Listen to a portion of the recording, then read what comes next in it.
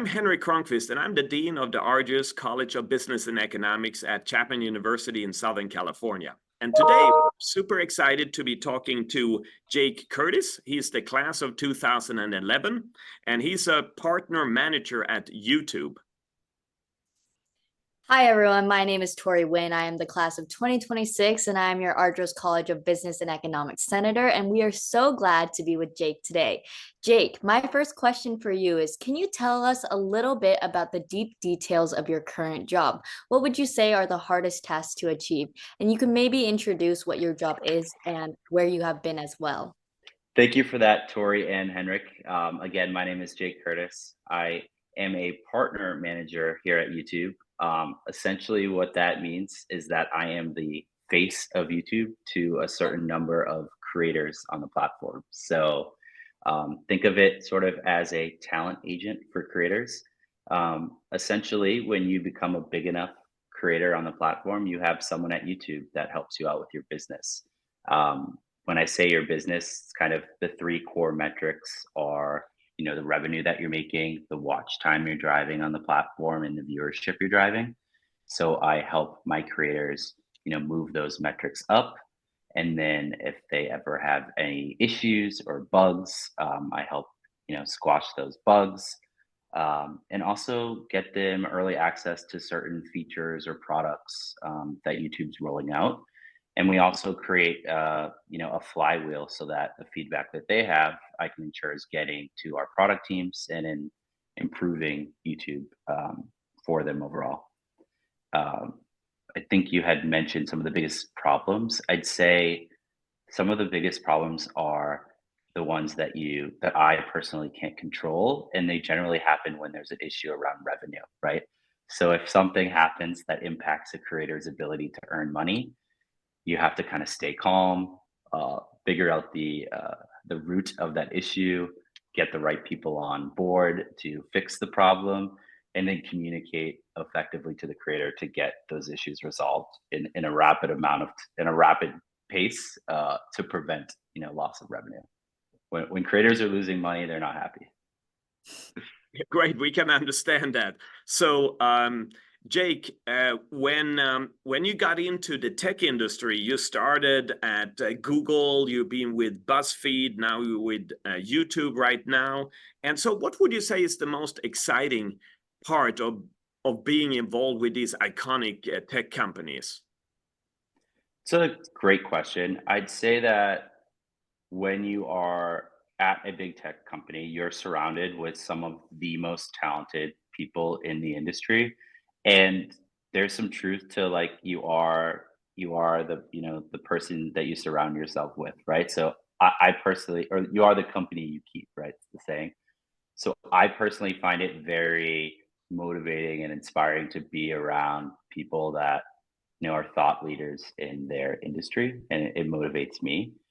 And then big tech companies, I think, have two areas that really inspire me. It's the opportunity and it's the impact. So when you're at a big company, there's so many ways that you can navigate your career and different roles that you can go into and do entirely different things because there's so many businesses within one business. So you have people like Google that have been there for 18 plus years because they're constantly finding new roles to challenge them and grow professionally. And then the impact is what really drives me to just the fact that there's billions of people seeing content and learning new things on the platform every day. So just knowing that the work that I'm doing is reaching so many people is inspiring. Thank you. Your job background is actually really impressive. Our viewers and our listeners would be so happy to hear that you're from all those big companies. So let's talk about backtracking a little bit. How did you get to where you're at now? What are the first interviews that you went through? What are the internships that you went to get there? A lot of our students are looking for that right now. So we would like your advice. Yeah, that's a great question. First off, I'd say in undergrad, I did about 2 to 3 internships in the media and advertising space. That was an area that I was going to school for, and just generally I had interest in that area. Um, I got those interviews primarily through being kind of scrappy. So going to LinkedIn, going actually to the company's websites and going to the career page. So really like putting in the effort to seek out sort of the companies that I saw were top in that industry, and then looking for internships. I started doing those probably senior year. I wish I had started sooner, but it was nice to get a couple of those in. And I graduated in 2011, and I still talk to some of the folks that um, ran my internship when I was a sophomore. So the relationships that you make when you're an intern are so valuable. Um, Post grad, um, I was in a fraternity, so I immediately had some connections from the fraternity, and I started practicing interviewing in sort of different industries that fraternity brothers connected me to.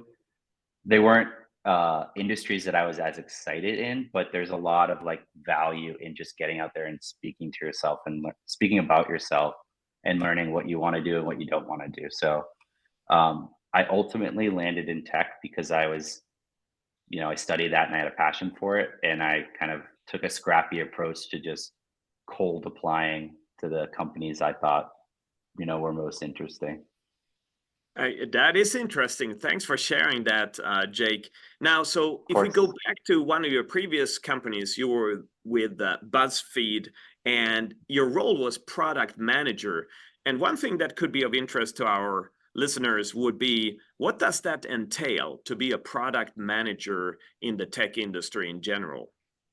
Yeah, that's a great question. So, in general, what a product manager or PM does is they are responsible for, identifying a product or feature that's needed, building it, and then launching it. So they have sort of full ownership over a feature or a product. At BuzzFeed, we were sort of one of the first media companies that took this distributed approach. So we weren't really focused on getting eyeballs on BuzzFeed.com. We were publishing our content across social media, right? So I was the product manager for all of our third party advertising solutions. So I was on the ad side. So my job was basically to work with the social platforms such as like Snapchat and Facebook and say, hey, you guys just launched stories. How could BuzzFeed monetize that? What does that product look like? How do we price that in the market? What are the go to market materials that we provide our sales team with? So, really identifying what our kind of third party ad products would be, and then owning that relationship with those platforms to make sure that they got us early access and we were always top of mind for them. It's a little bit different definition of a product manager, but still very much relevant. That's really great to hear. Speaking of you being so involved, I know we talked a little bit about your fraternity life. Are there any recommendations at Chapman to help us get started on our careers, like advice on clubs or things to join? Because getting involved is so important, and that hopefully guides your network here at Chapman. Yeah, your network is your net worth is a saying I heard years ago. I would say to build a network in whatever that means to you. For me, it was Greek life and a fraternity. I have, other friends that, did it through sports or other activities. For me, I really leaned into Greek life, and that became my network. And as I said, when I first started interviewing after graduating, some of the first interviews I got were from my network I built from my fraternity. So I would say build a network, whatever that means for you, and then meet people and surround yourself with people that inspire you, or you're inspired by, whether they have the same interests as you or they challenge you, to think about different things. Like, surround yourself with people that inspire you and are, you know, hungry for success. Jake, YouTube is such an amazing brand, and I'm sure many of our students at Chapman and other schools, they would love to work at YouTube in different business roles.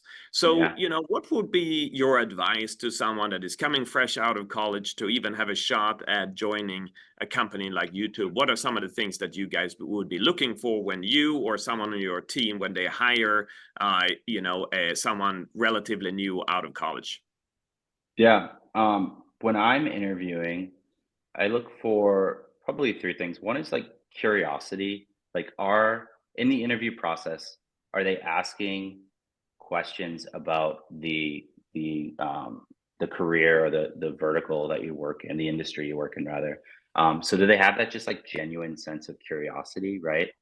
Um, Second would be like passion. Like, do they really like that industry? Are they excited about it? Are they going out of their way to learn about it? And I think that's like the last piece is you're not expected to know the job because there's a lot of on the job training and learning, right? But like, did you go out of your way to get a baseline knowledge of the industry? Like, there's so much at your fingertips, whether it's like subscribing to industry newsletters or following different YouTubers. Like, you can do a lot before you get into a job to learn about the industry. So have you put that effort in, um, on top of like just having that curiosity and passion? That's great. Well, I think, we have learned a lot from you, Jake. So Jake Curtis has been our guest today, class of 2011 at Chapman, and who is now working for YouTube. And you've been very successful so far, covered a lot of different brands with your career. You make us all super proud. And we wish you a great success in the future. And we look forward to staying in touch with you. Thank you so much, Jake. I appreciate that. Thank you for having me. Thank you.